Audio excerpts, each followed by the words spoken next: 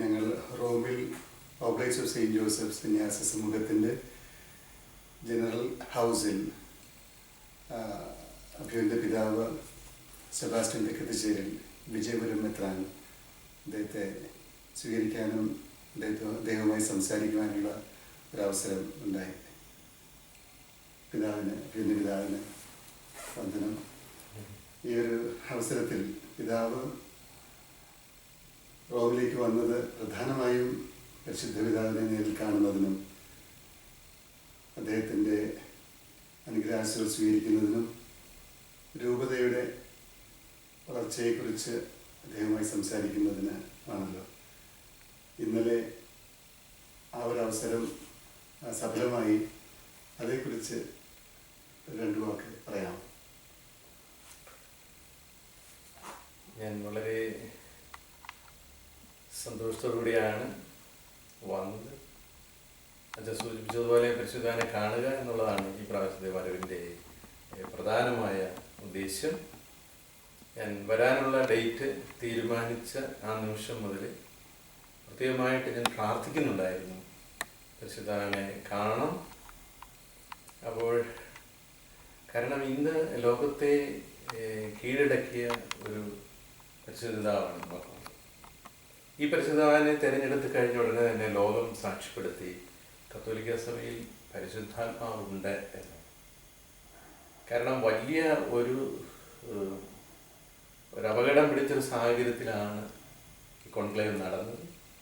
അല്ലെങ്കിൽ ആരും ചിന്തിക്കാത്ത ഒരു കാലഘട്ടത്തിൽ, ആരും പ്രതീക്ഷിക്കാത്ത സമയത്ത് ബെനഡിക്ട് 16 പാപ്പ സ്ഥാനത്യാഗം ചെയ്തു. അപ്പം അങ്ങനെയുള്ള ഒരു സാഹചര്യത്തിൽ എല്ലാവരും ഭയപ്പെട്ട് എന്താണ് ഇനി സംഭവിക്കാൻ പോകുന്നത്. കാരണം നമ്മുടെ ആയുസ്സിൽ നമുക്ക് അങ്ങനെ അനുഭവമില്ല, നൂറ്റാണ്ടുകൾക്ക് മുമ്പ് മാത്രമാണ് സംഭവിച്ചതാണ്. അപ്പോൾ പലരും പല ലോകത്തിൻ്റെ പല കോണുകളിൽ നിന്ന് പല രീതിയിലുള്ള സഭയെ അറ്റാക്ക് ചെയ്തുള്ള അഭിപ്രായങ്ങളൊക്കെ വരികയുണ്ടായി. പക്ഷേ ഫ്രാൻസിസ് പാപ്പായെ തിരഞ്ഞെടുത്തു കഴിഞ്ഞപ്പോൾ പരിശുദ്ധാരിയുടെ സാന്നിധ്യം സഭയിലുണ്ട്. പരിശുദ്ധാരിയെ പ്രത്യേകമായി തിരഞ്ഞെടുത്ത ഒരു വ്യക്തിയാണ് ഫ്രാൻസിസ് പാപ്പ എന്ന് ലോകത്തിൽ ബോധ്യപ്പെട്ടു. അപ്പോൾ അദ്ദേഹത്തെ കാണുക എന്നുള്ളത് പ്രത്യേകിച്ച് ഒരു മെത്രാൻ നിലയിൽ എൻ്റെ വലിയൊരു സ്വപ്നമാണ്. അതുകൊണ്ട് തന്നെയാണ് ഞാൻ തീരുമാനിച്ച നിമിഷം മുതൽ പ്രാർത്ഥിച്ചത്. ഇവിടെ വന്ന് എനിക്ക് കുർബാന ചൊല്ലാൻ, അദ്ദേഹത്തോടൊപ്പം കുർബാന ചൊല്ലാൻ സൗകര്യം ലഭിച്ചു എന്നറിഞ്ഞെങ്കിലും സ്വിസ് ഗാർഡ്സ് എൻ്റെ പേര് പറഞ്ഞ് അകത്തോട്ട് സ്വീകരിച്ചപ്പോഴാണ് എനിക്ക് ഉറപ്പ് വന്നത്. വലിയ സന്തോഷമായിരുന്നു. പിന്നെ ഒരിക്കൽ ആർക്കും പ്രതീക്ഷിക്കാത്ത രീതിയിലുള്ള വലിയൊരു അനുഗ്രഹമാണ് എനിക്ക് കിട്ടിയത്. അതായത് മെത്രാനായിട്ട് ഞാൻ മാത്രമേ ഇന്നലത്തെ കുർബാനയിൽ ഉണ്ടായിരുന്നുള്ളൂ. അതുകൊണ്ട് കോൺസെക്രേഷൻ സമയമായപ്പോൾ എന്നെ വിളിച്ച് പരിശുദ്ധ പിതാവിൻ്റെ വലതുഭാഗത്ത് നിർത്തി കോൺസെക്രേഷൻ പ്രാർത്ഥനകൾ ചൊല്ലാനായിട്ടും കിസ് ഓഫ് പീസ് നടത്തുവാനായിട്ട് ഒക്കെയുള്ള വലിയ ഒരു അവസരം എനിക്ക് ലഭിച്ചു. പരിശുദ്ധ പിതാവിനെ കുറിച്ച്, രൂപതയെക്കുറിച്ച് സംസാരിക്കാനായിട്ടുള്ള ഒരു സമയം ഈ അവസരത്തിൽ കിട്ടത്തില്ലല്ലോ. പരിശുദ്ധ പിതാവിൻ്റെ സിംപ്ലിസിറ്റി, അദ്ദേഹത്തിൻ്റെ ആ ലാളിത്യം, അദ്ദേഹം കുർബാന ചൊല്ലുന്ന രീതി, യാതൊരുവിധ ജാടയും കൂടാതെ, നമ്മുടെ ഭാഷയിൽ പറഞ്ഞ യാതൊരുവിധ ജാടയും കൂടാതെ ഒരു വലിയച്ഛൻ കുർബാന എങ്ങനെ ചൊല്ലുന്നു ആ രീതിയിൽ കുർബാന ആരംഭിക്കുകയും യാതൊരുവിധ പ്രത്യേകതകളും കൂടാതെ, എന്നാൽ ദൈവവചനം പ്രസംഗിക്കാൻ തുടങ്ങിയപ്പോഴാണ് വലിയ വേറൊരു വ്യക്തി നിന്ന് വചനം പങ്കുവെക്കുന്ന പോലെ വളരെ അദ്ദേഹത്തിൻ്റെ മുഖത്തെ ദൈവപ്രസാദം പദമർത്ഥകളെയും പിന്നെ സ്പോണ്ടേനിയസ് ആയിട്ടാണ് പ്രസംഗിക്കുന്നത്. പക്ഷെ അവിടെ പറഞ്ഞത് മുഴുവൻ ഇന്നലെ വിശുദ്ധ സൈമൻ്റെയും തദേവസിൻ്റെയും തിരുനാളായിരുന്നു. അപ്പോസ്തലന്മാരെ വിളിക്കുന്ന തിരുവചന ഭാഗമായിരുന്നു. പക്ഷെ അദ്ദേഹം പറഞ്ഞത് മുഴുവൻ പ്രാർത്ഥനയെക്കുറിച്ചാണ്. രാത്രി മുഴുവൻ ഈശോ പ്രാർത്ഥിച്ചു. എന്നിട്ടാണ് അപ്പോസ്തലന്മാരെ തിരഞ്ഞെടുക്കുന്നത്. എന്നിട്ട് ഈ ഫ്രാൻസിസ് പിതാവിൻ്റെ പ്രസംഗങ്ങൾ നമ്മൾ ശ്രദ്ധിച്ചു കഴിഞ്ഞാൽ ഈശോ വന്ന് പ്രസംഗിച്ചതുപോലെയാണ്. ഈശോ വന്ന് പ്രസംഗിച്ച മുഴുവൻ പിതാവായ ദൈവവുമായിട്ടുള്ള ബന്ധമാണ്. ഫ്രാൻസിസ് പിതാവ് എൻ്റെ ഇന്നലത്തെ പ്രസംഗം ഞാൻ ശ്രദ്ധിച്ചപ്പോഴേ പറഞ്ഞത്, യേശു നമ്മുടെ സഹോദരനാണ്. നോസ്ട്രോ ഫ്രatello എന്ന് പറഞ്ഞു, നമ്മുടെ സഹോദരനാണ്. അപ്പം അതൊരു വലിയൊരു പഠനം അതിൽ നിന്ന് അദ്ദേഹം പ്രതീക്ഷിക്കുന്നു. ഈശോ അബ്ബ പിതാവ്, നമുക്ക് പിതാവായ ഒരു ദൈവമുണ്ട് എന്ന് ഈശോ പഠിപ്പിച്ചതുപോലെ ഈശോ നമ്മുടെ സഹോദരനാണ് എന്നുള്ള വലിയൊരു സന്ദേശം പഠിപ്പിക്കാൻ അദ്ദേഹം ശ്രമിക്കുക. അതായത് ഈ സഹോദരൻ എന്ന് പറയുമ്പോൾ രക്തബന്ധം അവിടെയുണ്ട്. നമ്മൾ ഈ ഇപ്പം പുത്രനായ ദൈവം അല്ല പരിശുദ്ധ ത്രിത്വം, പിതാവായ ദൈവം, പുത്രനായ ദൈവം, പരിശുദ്ധാത്മാ ദൈവം, ഇതെല്ലാം ഒരു സത്യമായിട്ട് ഇങ്ങനെ നിൽക്കുകയാണ്. നമുക്കൊരു വ്യക്തിപരമായ ഒരു ബന്ധം അവിടെ നമുക്ക് പലപ്പോഴും ഉൾക്കൊള്ളാൻ. അതായിരിക്കും ഈ പിതാവ് ഇങ്ങനെ ഉദ്ദേശിക്കുന്നത്. പിതാവ് പറഞ്ഞിങ്ങനെയാണ്, നമ്മുടെ സഹോദരനാണ് യേശു. അപ്പൊ ആ യേശു പ്രാർത്ഥിക്കുന്നു, ആ യേശുവിനോട് നമ്മൾ പ്രാർത്ഥിക്കുന്നു. ആ യേശു മധ്യസ്ഥനാണ്, നമ്മളും മധ്യസ്ഥരാണ്. ഇങ്ങനെ ഇന്നലത്തെ ആ പ്രസംഗം മുഴുവൻ പ്രാർത്ഥനയെ കുറിച്ചായിരുന്നു. അപ്പോൾ എനിക്ക് വലിയൊരു അനുഭവമാണ് കിട്ടിയത്. ഇനി അങ്ങനെ ഒരു അനുഭവം ഇനി ആർക്കും എനിക്കും കിട്ടാൻ പോകുന്നില്ല. കാരണം പരിശുദ്ധാവിൻ്റെ അടുത്ത് നിന്ന് സമാധാന ചുംബനം അദ്ദേഹത്തെ സ്പർശിക്കാനായിട്ട് കയ്യിലൊക്കെ സ്പർശിച്ചു, എന്നാലും മുഖത്തിങ്ങനെ ചുംബനം കിട്ടും. അതെല്ലാവർക്കും ഒന്നും കിട്ടത്തില്ല. അപ്പോൾ ഞാൻ വിചാരിക്കുന്നത് എൻ്റെ പ്രാർത്ഥനയുണ്ട്. പിന്നെ ഞാൻ ഈ വിമലഗിരി മാതാവിനോട് എപ്പോഴും നിയമം വെച്ച് പ്രാർത്ഥിക്കുന്നു, വിജയൻ രൂപതയുടെ മധ്യസ്ഥ. അപ്പോൾ മാതാവിൻ്റെ അനുഗ്രഹമാണെന്നാണ് ഞാൻ കരുതുന്നത്. അങ്ങനെ ലഭിച്ചത്. ഇതൊക്കെയാണ് പരിശുദ്ധ വേദനയെ കുറിച്ചുള്ള നല്ല സന്ദർശനം ലഭിച്ചത്. ഇപ്പം വിജയപുരം രൂപത അതിൻ്റെ ഒരു വളർച്ചയുടെ ഒരു പാതയിലാണ്. പിതാവ് ആണെന്ന് അതിൻ്റെ സാരഥിയായിട്ട് നിൽക്കുന്നത്. അതിൻ്റെ ഒരു കഴിഞ്ഞകാല ചരിത്രവും മണ്ണിൻ്റെ പുത്രൻ എന്നുള്ള നിലയിൽ അതിൻ്റെ ഓരോ സ്പന്ദനവും അറിയാവുന്ന പിതാവ് ഇന്ന് ഈ കാലഘട്ടത്തിൽ അതിൻ്റെ ആവശ്യങ്ങൾ ആത്മീയവും ഭൗതികവുമായിട്ടുള്ള അതിൻ്റെ വളർച്ചയ്ക്ക് വേണ്ടിയിട്ട് അതിൻ്റെ ആവശ്യങ്ങൾ കണ്ടുകൊണ്ട് ഇതെല്ലാം പദ്ധതികളാണ് ചെയ്തുകൊണ്ടിരിക്കുന്നതെന്ന് വളരെ ചുരുക്കത്തിൽ ഒന്ന് പറയാം. ഈ വിജയൻ രൂപത വരാപ്പുഴ അതിരൂപതയുടെ കിഴക്കൻ മിഷൻ ഏരിയ ഇന്നും ഒരു മിഷൻ പ്രദേശമായിട്ട് തന്നെ അതിനെ കാണാനായിട്ട് സാധിക്കും. ഈ പിന്നോക്ക സമുദായത്തിൽപ്പെട്ട വ്യക്തികളെ മാനസാന്തരപ്പെടുത്തിയിട്ടുള്ള കൂടുതൽ ആളുകളെ മാനസാന്തരപ്പെടുത്തിയിട്ടുള്ള ചുരുക്കം ചില രൂപതകളൊന്നാണ് വിജയപുരം രൂപത. ആദ്യത്തെ മെത്രാന്മാർ മിഷണറിമാരായിരുന്നു. സ്പെയിനിൽ നിന്നുള്ള അവരൊക്കെ വലിയ അസറ്റിക് ലൈഫ് നടത്തിയിരുന്നവരായിരുന്നു. അവരുടെ ആ അനുഗ്രഹമാണ് ഇന്നും രൂപതയ്ക്ക് ഉള്ളത്. അത് കഴിഞ്ഞ് കൊർണേലിയസ് പിതാവ് വന്നു.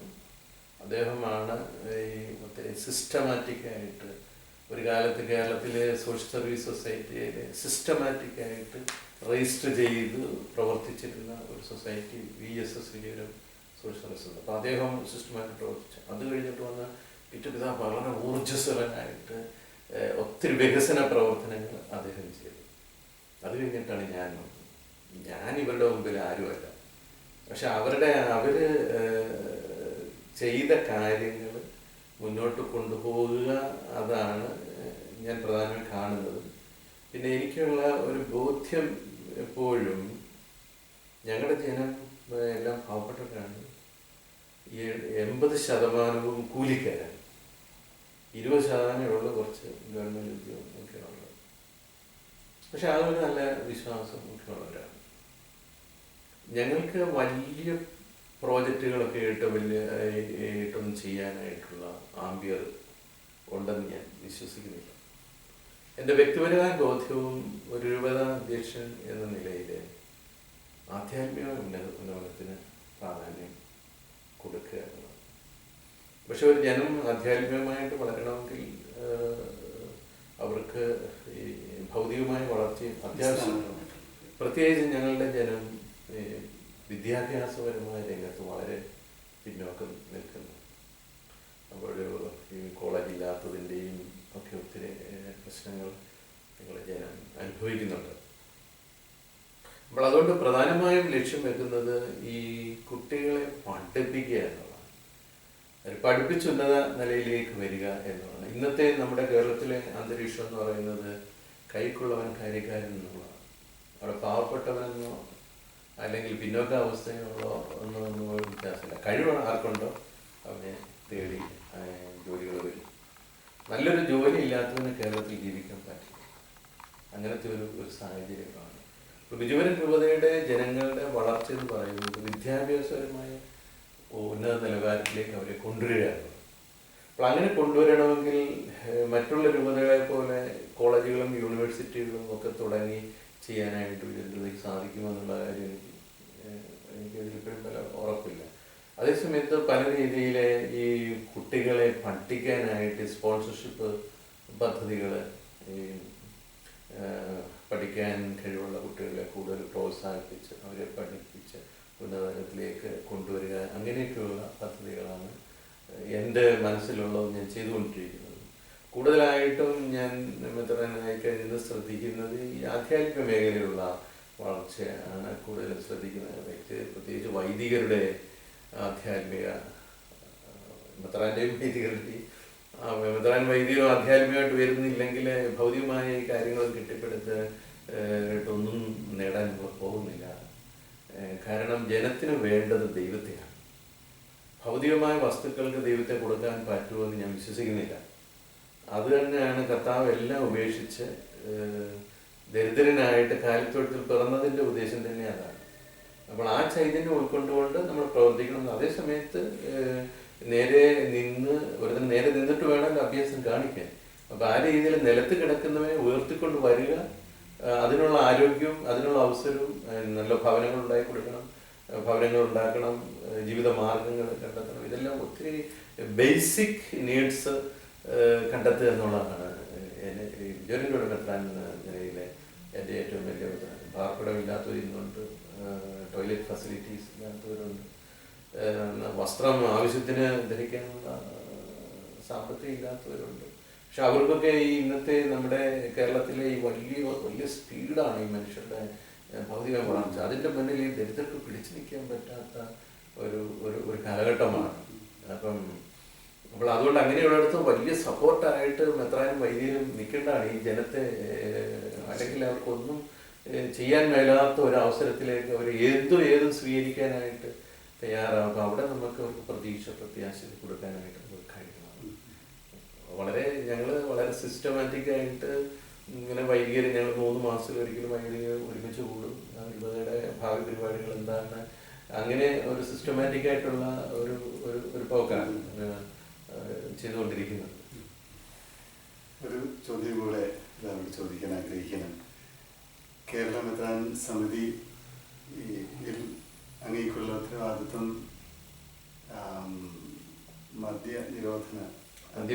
മദ്യവിരുദ്ധ മേഖല പ്രവർത്തിക്കുന്നത്, അതിന് നേതൃത്വം കൊടുക്കാനായിട്ട് നമുക്കറിയാം പലവിധ പദ്ധതികളുമിട്ട് സഭ കേരള സമൂഹത്തിൽ പ്രവർത്തിക്കുന്നുണ്ട്. എങ്കിലും മദ്യം എന്ന വലിയ സാമൂഹിക തിന്മ ഇന്നും നമ്മുടെ സമൂഹത്തിൻ്റെ വളർച്ചയെ കാർന്ന് തിന്നുകൊണ്ടിരിക്കുകയാണ്.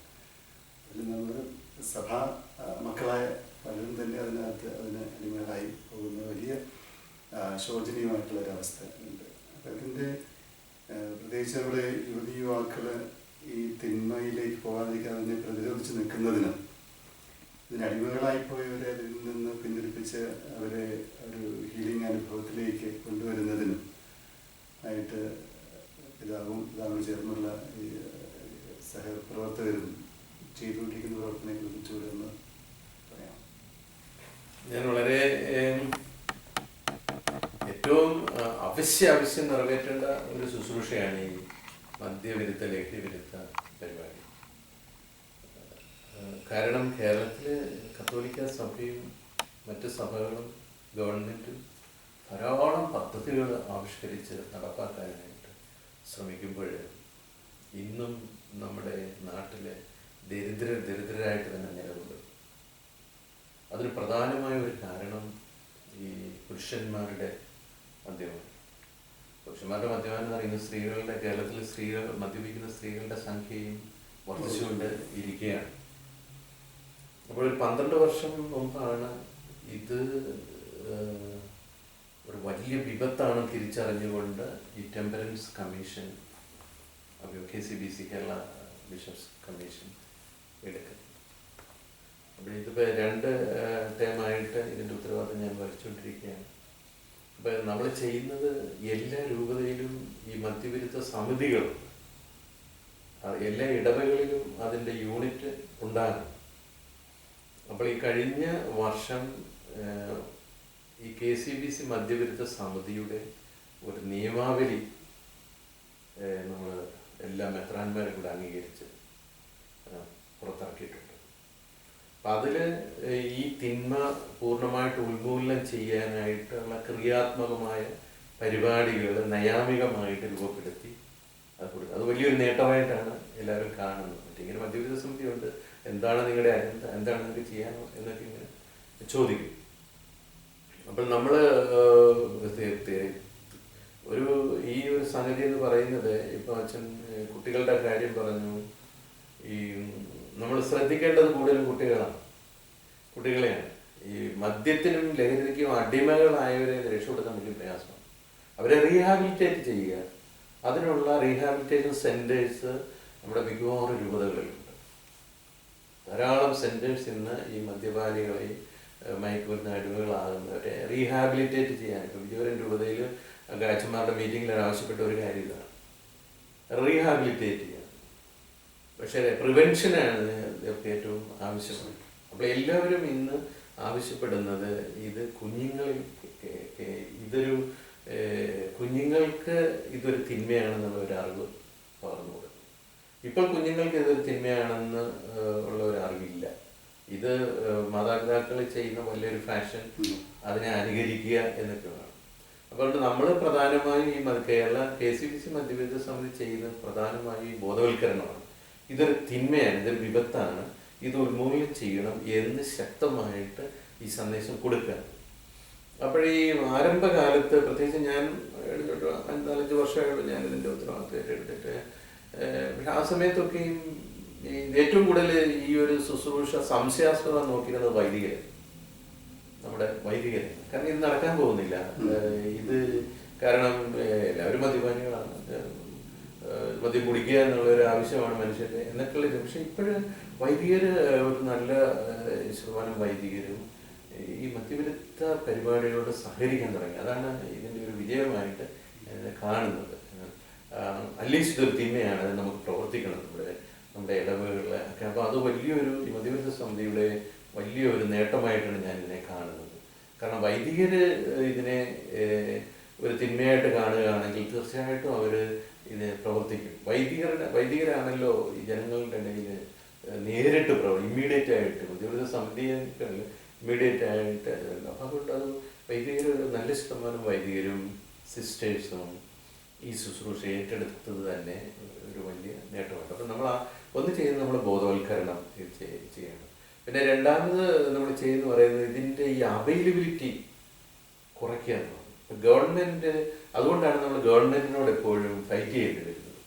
നമ്മൾ ബോധവൽക്കരിച്ച് ഇങ്ങനെ കൊണ്ടുവരികയും ഇത് സംലഭ്യത കൂട്ടുകയും ചെയ്യും. അപ്പോൾ ഇതിൻ്റെ ഡിമാൻഡ് വർദ്ധിപ്പിക്കുക എന്നുള്ളതാണ് ഗവൺമെൻറ്റിൻ്റെ ലക്ഷ്യം. നമ്മൾ പറയുന്നത് ഇതിൻ്റെ സംലഭ്യത കുറയ്ക്കണം. അപ്പോൾ നിയമങ്ങൾ മൂലം കുറയ്ക്കണം. ഒരു കാര്യം, ഇപ്പം നമ്മൾ കേരളത്തിൽ പുകവലി വളരെ കുറഞ്ഞിട്ടുണ്ട്. അത് നിയമം മൂലമാണ്. പുകവലി ഇപ്പം കേരളത്തിൽ, കാരണം പബ്ലിക്കായിട്ട് പുകവലിക്കുന്നത് നിരോധിച്ചിട്ടുണ്ട്. വളരെ അപൂർവം ആരെങ്കിലും പ്രായം ചെന്നൊരു വലിയ വലിക്കുക. അതുപോലെ നിയമം മൂലം ഇത് നിരോധിക്കേണ്ടിയിരിക്കുന്നു. കർശനമായ നിയമം വേണം. പാടെ ഉന്മൂലനം ചെയ്യാന്നുള്ളതാണ് നമ്മുടെ ലക്ഷ്യമെങ്കിലും കാലക്രമേണ നിയമം കൊണ്ട് നിയമം ഒരു വശത്ത് ഇതിന് വേണം. അല്ലാതെ നമ്മളിങ്ങനെ ബോധവൽക്കരിക്കും, അതേ സമയത്ത് ഈ വസ്തുക്കൾ സുലഭമായിട്ട് ഇങ്ങനെ വരികയും ഇഷ്ടം. പണ്ടാണെങ്കിൽ മനുഷ്യന് നാണമായിരുന്നു ഈ കളിഷാപ്പിൽ തലയിൽ കൊണ്ടിട്ടുണ്ട് എന്നൊക്കെ പറയും. ഇന്ന് ഫാഷനാണ് ക്യൂ നിൽക്കുക. മനുഷ്യരുടെ ഏത് വെയിലത്താണെങ്കിലും ക്യൂ നിന്ന് ഈ കടയിൽ പോയി സാധനം വാങ്ങിച്ചുകൊണ്ട് വരുന്ന അത്രമാത്രം ഒരു അവശ്യ വസ്തുവായി, ഒരു ഫാഷൻ അംഗീകരിച്ച ഒരു ആയിട്ട് തീരുന്ന ഒരു സാഹചര്യം. അപ്പൊ ഇത് അതേ സമയത്ത് ഇതൊരു ഒരു തിന്മയാണ്, തിന്മയ്ക്ക് കൂട്ടു നിൽക്കുന്നവരാണ് എന്ന് ഒന്നുള്ളൊരു ബോധ്യം പെടുത്തി കൊടുക്കുക എന്നുള്ളത് നമ്മുടെ കടമയാണ്. അപ്പോൾ ഡിമാൻഡ് കുറയ്ക്കുക, ഇത് പിന്നെ നിയമം മൂലം ഈ സപ്ലൈ കുറയ്ക്കുക. പിന്നെ ഇത് നമ്മുടെ കേരള ഗവൺമെൻറ്റിൻ്റെ വലിയൊരു പ്രശ്നം എന്ന് പറയുന്നത് ടൂറിസ്റ്റിനെ ആകർഷിക്കാനായിട്ട് മദ്യം വേണമെന്നുള്ള ഒരു ധാരണ. അപ്പോൾ ബാറുകൾ സുലഭമാക്കുകയാണ്. ഇവരെയാണ് മദ്യം കുടിക്കാതെ കിടക്കുന്ന പോലെയാണ് അങ്ങോട്ട് വന്നിട്ട് ഇത് ചിലർ വല്ലതും കാണും ഇങ്ങനെ കുടിച്ച് എല്ലാ ദിവസവും കുടിക്കുന്നവർ. ഇപ്പോൾ കഴിഞ്ഞ ദിവസം എനിക്കൊരു ഗസ്റ്റ് വന്ന് അതേ നമ്മളെ കുടിക്കാൻ കൊടുത്തില്ല, അന്നേരം പറഞ്ഞാൽ ശരി 2 ആഴ്ചയായിട്ട് ഞാൻ മദ്യം കഴിച്ചില്ല, അതുകൊണ്ട് ഹിയറാഫ്റ്റർ ഞാൻ കഴിക്കാതിരിക്കാം എന്ന് പറഞ്ഞു. അപ്പോൾ അതേസമയം നമ്മളെ ഇയാൾക്ക് മദ്യം കൊടുക്കുകയായിരുന്നെങ്കിൽ എനിക്ക് അങ്ങനെ പറയാനായിട്ട് കഴിയില്ല. അപ്പോൾ ഗവൺമെൻറ് അങ്ങനെ പറയുന്നു, ബാറുകൾ നടത്താൻ വിദേശികളെ ആകർഷിക്കാൻ മദ്യം വേണം എന്ന് പറയുന്നു. അങ്ങനെയുള്ള വിദേശികൾ വരാതിരിക്കാനാണ്. ഇത് ഈ ടൂറിസം നെഗറ്റീവ് ഇമ്പാക്റ്റ് ഉണ്ട്, പോസിറ്റീവ് ഇമ്പാക്റ്റ് ഉണ്ട്. ഈ നെഗറ്റീവ് ഇമ്പാക്റ്റ് നമ്മുടെ നാട്ടിൽ കൂടെ നമ്മുടെ കൾച്ചറിനെ നശിപ്പിക്കുന്നു, നമ്മുടെ നാട്ടിലില്ലാത്ത രോഗങ്ങൾ കൊണ്ടുവരുന്നു. അതാണ് ഗവൺമെൻറ് പ്രോത്സാഹിപ്പിക്കുന്നത്. അപ്പോൾ അതുകൊണ്ട് ഈ കഴിഞ്ഞ ദിവസം വലിയൊരു കോൺഗ്രസ് നേതാവ് തന്നെ വന്ന് പ്രസംഗിച്ചു, ഗവൺമെൻറ്റിൻ്റെ ഇങ്ങനത്തെ ഇത് എനിക്ക് മനസ്സിലാകുന്നില്ല എന്ന് പറഞ്ഞു. അങ്ങനത്തെയുള്ള ചിന്തകൾ. അപ്പോൾ അതുകൊണ്ട് സഭയുടെ വലിയൊരു ശുശ്രൂഷയാണ്. കാരണം നമ്മുടെ കുടുംബങ്ങളിൽ സമാധാനമില്ല. ഭർത്താക്കന്മാർ മനുഷ്യരായിട്ടാണ് അവർ കല്യാണം കഴിക്കുന്നത്, ഭാര്യമാർ. പക്ഷെ ഇവൻ മദ്യപിച്ച് മൃഗമായി തീർന്നു കഴിയുമ്പോൾ ആ ഭാര്യയ്ക്ക് ഇവനെ ഉൾക്കൊള്ളാൻ പ്രയാസം. കുഞ്ഞുങ്ങൾക്ക് സമാധാനം നശിപ്പിക്കുന്ന വസ്തുക്കൾ നശിക്കുന്നു. അപ്പം അതുകൊണ്ട് നമുക്ക് ശക്തമായിട്ട് പ്രവർത്തിക്കേണ്ട ഒരു മേഖലയാണ്. ഈ മനുഷ്യന്റെ ഒരു കൾച്ചറിന്റെ ഭാഗം കൂടിയാണ് ഈ മദ്യപാനം എന്ന് പറയുന്നത്. പഴയ നിയമത്തിലും പുതിയ നിയമത്തിലും മദ്യപാനത്തിനെതിരായിട്ട് വളരെ ശക്തമായിട്ട് പറയുന്നുണ്ട്. മദ്യപിക്കുന്നവൻ സ്വർഗത്തിൽ പ്രവേശിക്കില്ല എന്ന് നമുക്ക് വിശുദ്ധ ഗ്രന്ഥത്തിൽ നമുക്ക് കാണാനുണ്ട്. അപ്പോൾ അതുകൊണ്ട് മദ്യപാനം ഇന്നത്തെ ഒരു പ്രശ്നമൊന്നുമല്ല. ഈ ലഹരികളുടെ അടിമത്ത് ഇന്നത്തെ ഒരു പ്രശ്നം. കാരണം നമ്മളിപ്പോൾ അന്ധന്മാരല്ല, ഈ റിയാലിറ്റീസൊക്കെ നമുക്കറിയാം. പക്ഷെ അതേ സമയത്ത് ഈ പാപത്തിൽ തന്നെ കഴിയണമെന്ന് പറയാനായിട്ട് അപ്പോൾ ദൈവം നമ്മളെ നീതീകരിക്കില്ല. അത് പാപമാണെങ്കിൽ പാപത്തിൽ നിന്നും മോചനം കൊടുക്കുക. അതാണ് വൈദികരുടെ അല്ലെങ്കിൽ സഭയുടെ ലക്ഷ്യം. പാപത്തിൽ കഴിയുന്നവരെ പാപത്തിൽ നിന്ന് രക്ഷപ്പെടുത്തുക. മദ്യപിക്കുന്നവൻ പാപിയായിത്തീരുന്നു, അവനെ രക്ഷപ്പെടുത്തുക എന്നുള്ളത് സഭയുടെ ശുശ്രൂഷ. Thank you. പിതാവിന് വളരെ സന്തോഷമുണ്ടെങ്കിൽ ഒരു അവസരത്തിൽ ഞങ്ങളോട് സംസാരിക്കാനും ധാരാളം ആളുകൾക്ക് അങ്ങയുടെ ഈ സന്ദേശം അത് പകർന്നു നൽകാനും അവസരം ലഭിച്ചതിൽ അങ്ങയുടെ ശുശ്രൂഷയിൽ വിജയപുരം രൂപതയിലും തുടർന്ന് കേരള കത്തോലിക്ക സമൂഹത്തിലും അങ്ങ് ചെയ്ത ശുശ്രൂഷയ്ക്ക് ധാരാളമായിട്ട് ദൈവാനുഗ്രഹം ലഭിക്കട്ടെ എന്ന് ആശംസിക്കുകയും പ്രാർത്ഥിക്കുകയും ചെയ്യും. എനിക്കിങ്ങനെ ഒരു അവസരം തന്നതിന് പ്രത്യേകമായിട്ടുള്ള നന്ദി ഞാൻ രേഖപ്പെടുത്തുന്നു. ഈ ഹൗസ് എൻ്റെ സ്വന്തം ഹൗസ് പോലെയാണ്. റോമിൽ പഠിക്കുന്ന കാലം മുതൽ ഉള്ള ബന്ധമാണ്. ഇങ്ങനെ ഒരു അവസരം കൂടി തന്നതിന് എനിക്ക് പ്രത്യേകമായ നന്ദി ഞാൻ നിങ്ങൾക്ക്